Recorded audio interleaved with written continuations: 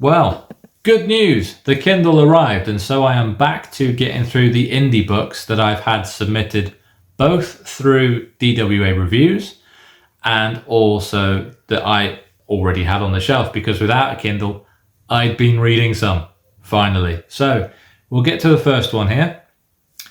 And it is by Beverley Lee. Now, this was a recommendation from G.R. Thomas, who is an amazing Australian author, and she is a diamond of the book talk community.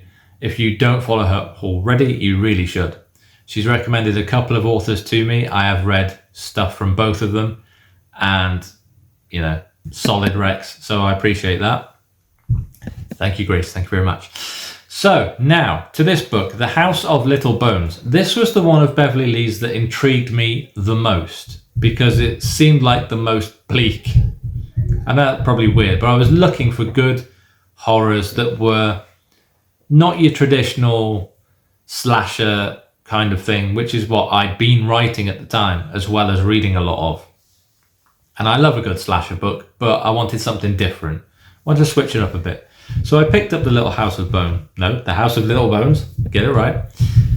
And it's set in Britain, and essentially there is a world-renowned author called David Lansdowne. He is probably the book's equivalent of Stephen King. He's used to being known everywhere, recognized everywhere, getting what he wants. But he has indulged in a dalliance, shall we say, with the son of his publisher, and a very keen-eyed paparazzi has snapped him in the act. So his entire world has sort of come crumbling down around him. And in an effort to try and repair what has been damaged, essentially, repair his career primarily, he goes away to a remote house for 3 months in a place called Bone Hollow. Now, it's an old house that's been constructed on a moor in the middle of nowhere, but the end wall of this house is solid glass floor to ceiling. So imagine an old country cottage, but the end gable wall is complete glass. No idea why. Probably to do with the views. But something is sitting beneath the ground that the house is on. And it is bound to the land, and whatever is there is determined to get rid of David. He has warning notes left on his door saying that the house doesn't want him there. The house doesn't want anybody there. It shouldn't be there. And while all this activity is going on, back in the city, the kid that he'd had the romantic involvement with, Luca, he is still in love with David. It's been a forced separation by his father because of the business side of things, and he's never really been in favor with his dad anyway. But he's discovering more about the place where David has gone, and the more things he digs up, the more that worry him. And he's trying to get in touch with David, but he's on a technology ban while he writes this book, so he's not getting the texts. And when he does notice that he's got a text, he's choosing to ignore it to stick to focusing on the work. But it gets very, very creepy towards the end. And Haunted House kind of doesn't do it justice. Now, when I began reading this, I've got to be honest, I was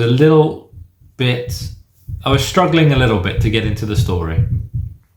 I'd read 4 books in a weekend, and this was the 3rd one, so I was already lagging a little bit, but I was determined to get through some of the shorter reads that I had. In my opinion, the opening chapters, maybe up to halfway through the book, was a little too slow for my liking, and it focused too much, in my opinion, on David and Luca's relationship, as opposed to it seemed more to focus on that and then move into the paranormal full force, rather than sort of intertwining the two as much as it perhaps could have done. There were obviously hints at it as Luca's doing his research, but I think too much of the book was devoted to that and not really enough to the supernatural aspect. When this is a horror book, I get building characters, but if you want to do that, maybe make the book longer. It just felt a little bit separate for me. But when it gets into it and you realize what's going on and it starts to ramp up, that's when the book really shines. The ending was creepy as all hell and very well written, very well written. But overall, I think those little niggles with the pacing and that really sort of brought it down a bit for me.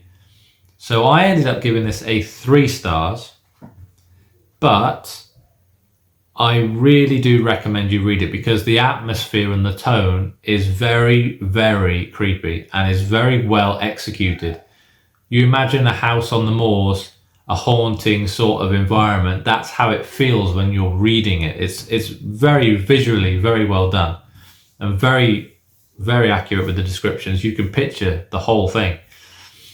But yeah, I have now checked out another book by Beverley, which I'm hoping to read shortly.